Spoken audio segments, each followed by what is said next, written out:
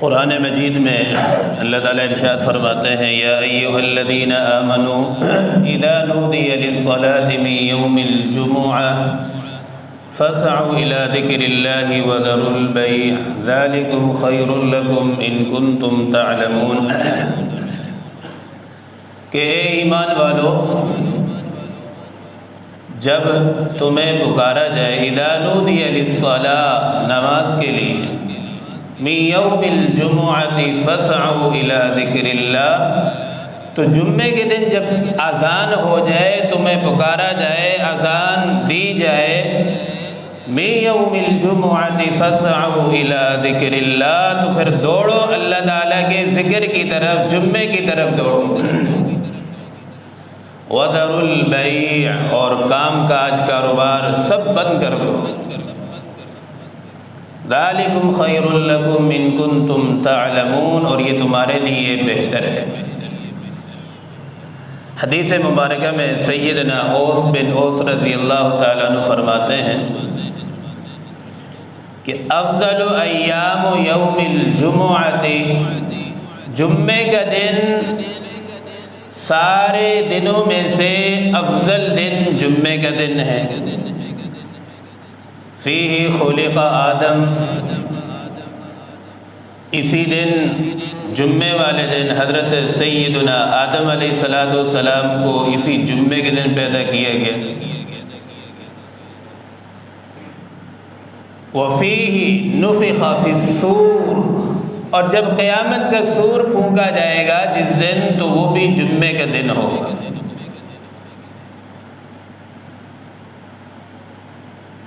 کتنے بڑے بڑے کام ہیں جو جمعے کے ساتھ مناسبت رکھتے ہیں۔ جمعے کا دن افضل دن ہے، سارے دنوں کا سردار دن ہے۔ اور پھر آج کا جو جمعہ ہے، خصوصاً جمعۃ الوداع آخری جمعہ ہے، رمضان المبارک کا آخری جمعہ ہے۔ اب اس کا کیا مطلب ہے کہ اس کے بعد جمعہ نہیں آئے گا؟ جمعہ ضرور آئے گا، رمضان بھی ضرور آئے گا، اس میں کوئی شک نہیں ہے۔ قیامت تک مبارک رمضان کی ساعتیں، رحمتیں، برکتیں، عظمتیں سب آتی رہیں گی، لیکن کوئی خبر نہیں ہے، کوئی پتہ نہیں ہے کہ ہم میں سے جتنے یہاں بیٹھے ہیں کس کو کیا معلوم ہے کہ آئندہ رمضان میں کون ہوگا، کون نہیں ہوگا۔ گزشتہ سال کتنے سارے ساتھی ہمارے ساتھ تھے، آج وہ نہیں ہیں۔ کتنے ہمارے عزیز و اقارب، رشتہ دار، والدین، اساتذہ، مشائخ جو ہمارے ساتھ تھے، اب نہیں ہیں۔ تو میرے دوستو، ہمارے اوپر بھی تو ایک رمضان تو زندگی میں ایسا آئے گا جو آخری رمضان ہوگا، کوئی تو رمضان ہوگا، ہمیں تو خبر نہیں ہے، لیکن ضرور ہوگا جو ہماری زندگی کا آخری رمضان، آخری جمعہ، آخری دن ہوگا۔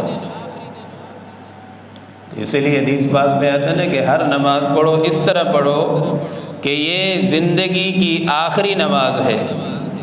تو رمضان بھی علماء فرماتے ہیں ایسے گزاریں کہ یہ ہو سکتا ہے کہ زندگی کا آخری رمضان ہے، اس کے بعد جو ہے رمضان شاید نصیب نہ ہو۔ نبی کریم صلی اللہ علیہ وسلم مدینہ منورہ میں جب تشریف لے گئے تو یہودیوں کی عبادت کا دن بھی مقرر تھا۔ یہودی جو عبادت کرتے تھے وہ ہفتے والے دن عبادت کرتے تھے۔ عیسائیوں کا دن بھی مقرر تھا، وہ عیسائی اتوار والے دن عبادت کرتے تھے۔ یعنی ہر ایک مذہب کے لیے ایک نہ ایک دن متعین تھا، ہفتے کا دن، اتوار کا دن، منگل کا دن۔ تو پیارے آقا صلی اللہ علیہ وسلم نے فرمایا کہ مجھے اللہ نے عبادت کے لیے جمعے کا دن عطا فرمایا۔ تو اس لیے ہمیں یہ حکم ہے کہ اگر ہم چھٹی بھی کریں تو جمعے والے دن، تاکہ اتوار اور ہفتہ جو یہودیوں اور عیسائیوں کی عبادت کا دن ہے ان کے ساتھ ہماری مشابہت نہ ہو۔ اب جو جمعے کا دن ہے اس کو جمعے کو جمعہ کیوں کہا جاتا ہے؟ اس کو جمعہ اس لیے کہتے ہیں کہ اس جمعے کے دن لوگ عبادت کے لیے جمع ہوتے ہیں۔ جمع سے ہے کہ لوگ سارے مل کر ایک جگہ اللہ تعالیٰ کی عبادت کرتے ہیں، اور یہی جمعے کا دن ہوگا قیامت کے دن۔ اللہ تعالیٰ جب اپنے نیک لوگوں کو، روزہ داروں کو، عبادت گزاروں کو، اللہ کے سامنے آہو زاری رونے والوں کو، راز و نیاز کی باتیں کرنے والوں کو جب نوازیں گے، جنت میں بھیج دیں گے، اور پھر جنت میں ایک دن متعین ہوگا کہ بھائی اس دن اب اللہ تعالیٰ روزانہ جمعے والے دن اپنا دیدار کرائیں گے، وہ دن بھی جمعے کا دن ہوگا۔ ایک میدان لگے گا جس میدان کا نام ہے میدان مزید۔ اب اس میدان میں انبیاء جمع ہوں گے، شہداء، صحابہ، اتقیاء، پورے آدم سے لے کر یوم آخر تک جتنے لوگ ہوں گے سارے جمع ہوں گے۔ اب یہ جو میدان مزید ہے، اللہ رب العزت کا سامنے تخت لگے گا۔ ہاں بھائی، اس کے بعد انبیاء کی کرسیاں ہیں، سارے انبیاء لین سے بیٹھیں گے۔ جیسے دنیا میں جلسہ ہوتا ہے، اسٹیج کے قریب وہ لوگ بیٹھتے ہیں جو زیادہ معزز ہوتے ہیں، اس کے بعد چلتی رہتی صف بصف چلتے رہتے، تو سب سے پہلی جو کرسیاں لگیں گی وہ انبیاء کی لگیں گی، پھر صحابہ اکرام، تابعین، تبع تابعین، پھر شہداء، پھر اس کے بعد صالحین، نیک لوگوں کی کرسیاں ہوں گی۔ اور ہر جمعے والے دن اللہ تعالیٰ اپنا بغیر حجاب کے، بغیر پردے کے، براہ راست جو ہے اللہ تعالیٰ اپنا دیدار کروائیں گے۔ اور پھر علماء نے بڑی عجیب نکتے کی بات لکھی ہے کہ جب جمعے والے دن ہم خطیب کا خطبہ سنیں، بیان سنیں، ادب یہ ہے کہ سر جھکا کے نہ بیٹھیں، خطیب کی چہرے کی زیارت کریں۔ یہ ثواب ہے۔ فرمایا جو جمعے والے دن جتنا خطیب کے قریب بیٹھے گا، قیامت والے دن اتنا ہی اللہ تعالیٰ اس کو اپنے قریب بٹھائیں گے۔ بھائی آج سب بیٹھے ہو کس کے لیے؟ اللہ کے لیے بیٹھے ہیں۔ کس کی بات سننے بیٹھے ہیں؟ اللہ کی۔ تو جو دنیا میں جتنا خطیب کے قریب بیٹھے گا، قیامت والے دن اتنا ہی اللہ تعالیٰ کا وہ قریب سے دیدار کرے گا۔ بھائی علماء سے محبت دین سے محبت ہے، دین سے محبت گویا کہ اللہ تعالیٰ سے محبت ہے۔ اور ایک ادب علماء نے یہ لکھا ہے کہ جب علماء کا خطبہ، خطیب کا خطبہ سنیں تو اس کے چہرے پر نظر ہو، سر جھکا کے بیٹھنا بے ادبی ہے۔ تو جب جنتی جنت میں چلے جائیں گے، ساری نعمتیں انہیں دے دی جائیں گی۔ اب اللہ تعالیٰ پوچھیں گے ہاں بھائی بتاؤ کچھ اور تمہیں چاہیے ہے، کچھ اور نعمتیں بھی چاہیے ہے؟ تو جنتی کہیں گے یا اللہ سب کچھ آپ نے دے دیا، اپنا مہمان خانہ دے دیا، اپنی رضا دے دی، سب کچھ عطا فرما دیا۔ اس وقت بھی جب لوگوں کو سمجھ نہیں آئے گی تو اللہ تعالیٰ فرمائیں گے جاؤ جہاں جمعہ پڑھتے تھے اپنے خطیب سے پوچھو کہ اب اللہ تعالیٰ سے ہم کیا مانگیں۔ جاؤ علماء سے پوچھو کہ اب ہم اللہ تعالیٰ سے مزید کیا مانگیں، کس چیز کا سوال کریں۔ اس وقت بھی علماء ہی کام آئیں گے۔ علماء فرمائیں گے کہ اب اللہ تعالیٰ سے ہمیشہ کی رضا مانگو کہ اس کے بعد اللہ تعالیٰ کبھی ہم سے ناراض نہ ہو۔ تو جمعے کا دن ہوگا جو اللہ تعالیٰ اپنے زیارت کروائیں گے، اور دنیا کے اندر جو نعمتیں اللہ تعالیٰ ہمیں عطا فرمائیں گے، اب یہ دنیا کی جتنی نعمتیں ہیں یہ ساری پھل ہے، فروٹ ہے، جتنی نعمتیں ہیں، کھانے پینے کی دودھ ہے، ساری نعمتیں یہ جنت کا عکس ہیں۔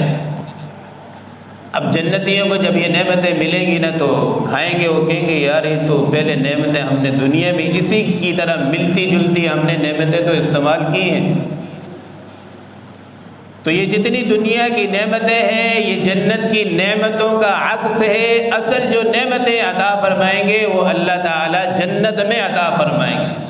اب یہ جو دودھ ہے یہ دودھ جنت کی نعمت کا ایک عکس ہے، نقل ہے، کاپی ہے۔ اصل جو جنت کا دودھ ہوگا اس کا ذائقہ اور مزہ کچھ اور ہی ہوگا۔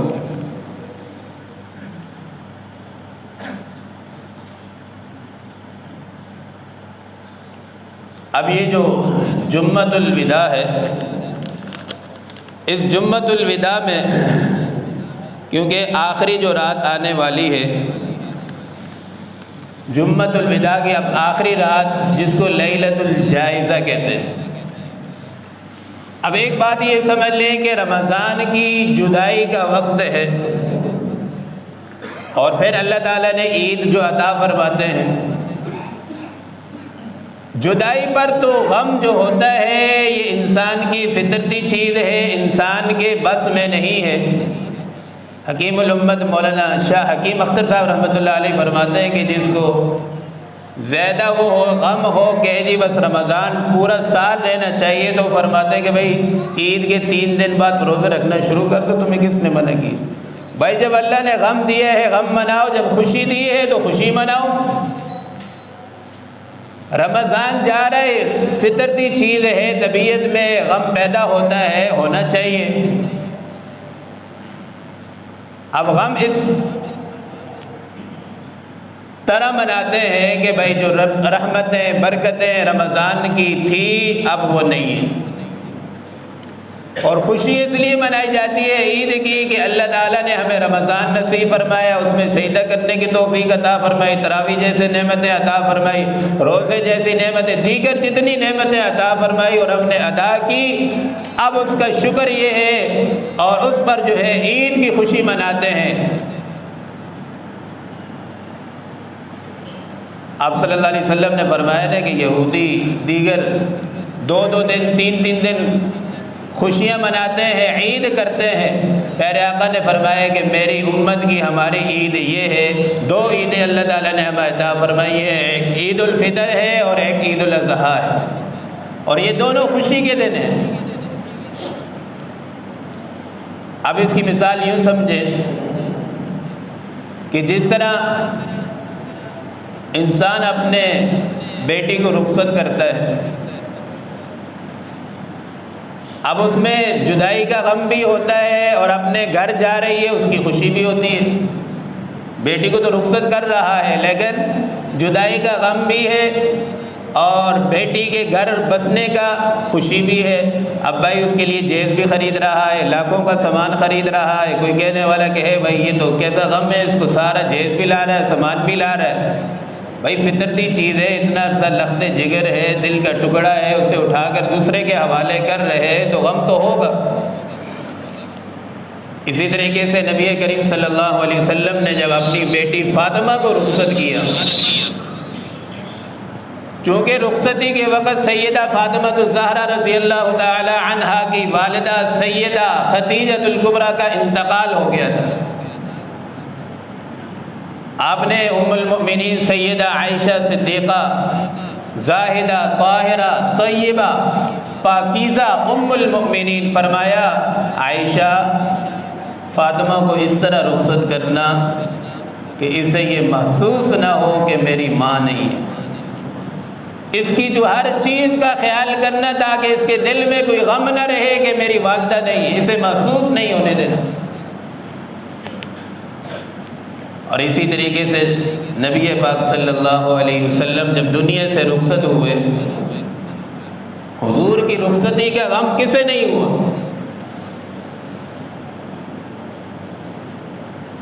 سیدہ فاطمہ الزہرا رضی اللہ تعالیٰ عنہ کو بلایا حضور نے، کان میں کچھ بات کہی، فرمایا حضور نے بیٹی تیرا ابا دنیا سے رخصت ہونے والا ہے، جتنا دیکھ سکتی ہو جی بھر کے دیکھ لو، پھر یہ دنیا میں تمہیں یہ ابا نظر نہیں آئے۔ سیدہ فاطمہ چیخیں مار کے داڑے مار کے رونے لگی۔ تھوڑی دیر بعد پھر حضور نے فرمایا فاطمہ میرے قریب آؤ۔ پھر کان میں اللہ کے نبی نے فرمایا فاطمہ غم نہ کر، میرے خاندان میں قبیلے میں جو سب سے پہلے تو مجھے ملے گی وہ سب سے پہلی بیٹی تو ہوگی جو دنیا سے رخصت ہو کر میرے پاس آئے گی۔ پھر فاطمہ ہنسنے لگی، خوش ہونے لگی۔ سامنے بیٹھی امی جان سیدہ عائشہ صدیقہ رضی اللہ تعالیٰ عنہ نے فرمایا بیٹی کیا بات ہے؟ پہلے پیارے آقا نے کچھ بات کہی تو آپ رونے لگی، پھر کچھ بات آپ کے کان میں کہی تو آپ خوش ہونے لگی۔ سیدہ فاطمہ نے فرمایا کہ پہلے ابا نے مجھے جب جانے کی غم کی خبر سنائی تو میں رونے لگی غم میں، جب مجھے یہ خوشخبری سنائی کہ سب سے پہلے تم مجھے ملے گی تو میں اس پر خوش ہونے لگی۔ تو حضور صلی اللہ علیہ وسلم کی جدائی میں فاطمہ روئی بھی ہے، غم منایا بھی ہے، اور پھر 6 مہینے بعد سیدہ فاطمہ رضی اللہ تعالی عنہ دنیا سے رخصت ہو گئی۔ اب جب حضور صلی اللہ علیہ وسلم کی غم کی خبر صحابہ کو ملی تو کئی صحابہ حضور صلی اللہ علیہ وسلم کی محبت میں ایک صحابی دیہات کی طرف نکل پڑے بکریاں چرانے۔ جیسے انہیں خبر ملی تو صحابی نے فوراً وہیں ہاتھ اٹھا لیے، فرمانے لگے یا اللہ یہ جو آپ نے آنکھیں دی تھی ان آنکھوں سے میں اپنے پیارے پیغمبر کو دیکھتا تھا، آج وہ پیغمبر دنیا سے چلا گیا ہے، لہٰذا ان آنکھوں کی نعمت یا اللہ مجھ سے چھین لے۔ صحابی نے جیسے آنکھوں پہ ہاتھ رکھا ہٹایا تو آنکھوں کی نعمت ختم ہو گئی۔ ایک اور صحابی ہل چلا رہے تھے، جب انہیں خبر ملی کہ نبی دنیا سے چلے گئے ہیں، رخصت ہو گئے ہیں، انہوں نے بھی وہیں ہل چلاتے ہوئے ہاتھ اٹھا لیے، الہی ان آنکھوں سے ہم اپنے پیارے نبی کریم صلی اللہ علیہ وسلم کی زیارت کرتے تھے، آج وہ دنیا سے چلے گئے ہیں، اب یہ نعمتیں مجھ سے واپس لے لیجیے۔ وہ صحابی بھی وہیں نابینے ہوں گے۔ اما عائشہ فرماتی ہے کہ ایک عورت مصر سے تشریف لائی، انہیں بعد میں خبر ملی کہ پیارے آقا صلی اللہ علیہ وسلم دنیا سے رخصت ہو گئے۔ آ کر اما عائشہ سے فرمانے لگی کہ مجھے خالی میرے نبی کی قبر کی زیارت کرنے دو اما جان۔ جیسے وہ عورت نبی کی قبر کے قریب جاتی ہے، قبر کے قریب بیٹھ کر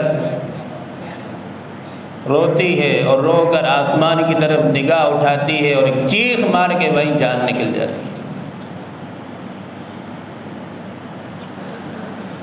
سیدنا بلال رضی اللہ تعالی عنہ حضور کی رخصتی کے بعد جب آپ نے اذان دینا شروع کی، چونکہ یہ ممبر نبوی ہے اور سامنے حضرت بلال کھڑے ہو کر اذان دیتے تھے، عربی سمجھنے والے سمجھتے ہیں اللہ اکبر اللہ اکبر اللہ اکبر، اللہ بہت بڑا ہے، اللہ بہت بڑا ہے، اشہد ان لا الہ الا اللہ، میں گواہی دیتا ہوں اللہ کے سوا کوئی معبود نہیں، اشہد ان محمد رسول اللہ، میں گواہی دیتا ہوں یہ محمد اللہ کے رسول ہیں۔ صحابہ تو اشارہ فرماتے تھے نا، اور بلال مؤذن رسول تھے۔ جیسے اذان دی نبی کی رخصتی کے بعد ممبر موجود ہے، لیکن ممبر پر زینت بننے والا موجود نہیں۔ آج صحابہ موجود ہیں لیکن صحابہ کا سردار موجود نہیں، جس کی وجہ سے دنیا کی چمک دمک ہے، چمک دمک تو موجود ہے مگر چمک دمک بننے والا، زینت بننے والا سردار نبی موجود نہیں۔ بلال نے اذان دینا شروع کی، اللہ اکبر اشہد ان لا الہ الا اللہ، اشہد ان لا الہ الا اللہ۔ اشہد ان محمد، یہاں تک پہنچے، دیکھا ممبر خالی ہے، جدائی کے غم میں بے ہوش ہو کر گر پڑے۔ جب ہوش آیا تو بلال نے سوچا کہ اب یہ غم مجھ سے برداشت نہیں ہوگا، جب بھی یاد آئیں گے کہ آقا رونا آئے گا۔ بلال نے اذان دینا چھوڑ دی، علاقہ چھوڑ کر، مدینہ چھوڑ کر دوسرے علاقے میں تشریف لے گئے۔ 2 سال بعد نبی کریم صلی اللہ علیہ وسلم کی خواب میں زیارت ہوئی۔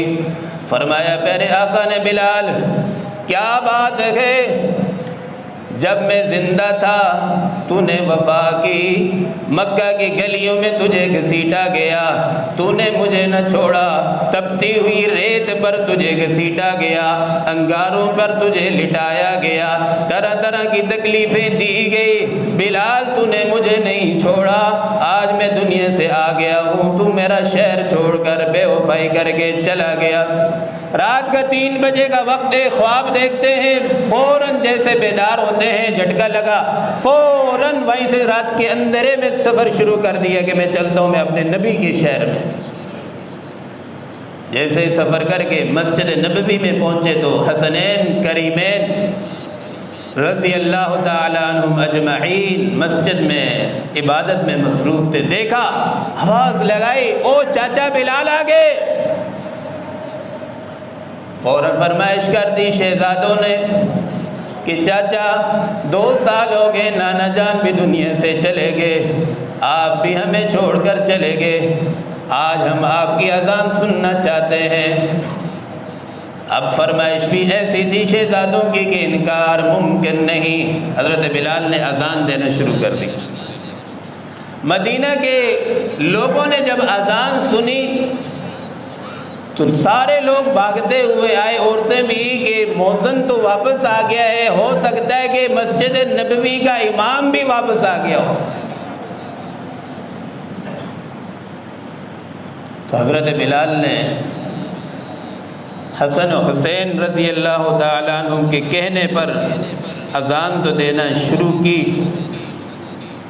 اللہ اکبر اللہ اکبر، اشہد ان لا الہ الا اللہ، اشہد ان لا الہ الا اللہ، اشہد ان محمد رسول اللہ۔ ہچکیاں بند گئی، بے ہوش ہو کے گر گئے، اذان دے نہ سکے۔ اس لیے شاعر کہتا ہے نا کہ اذان تو اب بھی ہوتی ہے مسجد کی فضا میں اے انور، اذان تو اب بھی ہوتی ہے مسجد کی فضا میں اے انور، وہ ضرب لگانا بھول گئے جس ضرب سے انسان کے دل ہل جاتے تھے، رسم اذان رہ گئی ہے، رسم اذان رہ گئی ہے، فلسفہ رہ گیا ہے، تلقین غزالی نہ رہی۔ تو جس اذان کی ضرب سے مسلمانوں کے دل کانپ اٹھتے تھے، حضرت سیدنا بلال رضی اللہ تعالیٰ عنہ کی روح جو ہے اذان کی وہ نہ رہی۔ اذانیں تو اب بھی ہوتی ہیں، لیکن جو دنیا کی زینت تھی، دنیا کی چمک دمک، پیارے آقا صلی اللہ علیہ وسلم دنیا سے جو رخصت ہو گئے تو صحابہ کو غم ہوا۔ تو عرض کرنے کا مقصد یہ ہے کہ رمضان جانے کا غم ہوتا ہے، لیکن اس کا مطلب یہ نہیں کہ عید کی آدمی خوشیاں نہ منائے، آنے کی خوشی ہو رمضان کی، جانے کا غم ہو، یہ مومن کی پہچان ہے۔ تو اب خوشی کا جو دن ہے تو اس میں خوشی منانی چاہیے، غم کا کیفیت ہو، جانے کا غم ہوتا ہے تو فطرتی چیز ہے، اس میں آنسو آ جائے، کوئی بری بات نہیں ہے۔ اللہ تعالیٰ سے دعا ہے کہ جو کچھ کہا گیا سنا گیا، اللہ پاک ہم سب کو عمل کی توفیق عطا فرمائے۔ وآخر دعوانا الحمدللہ۔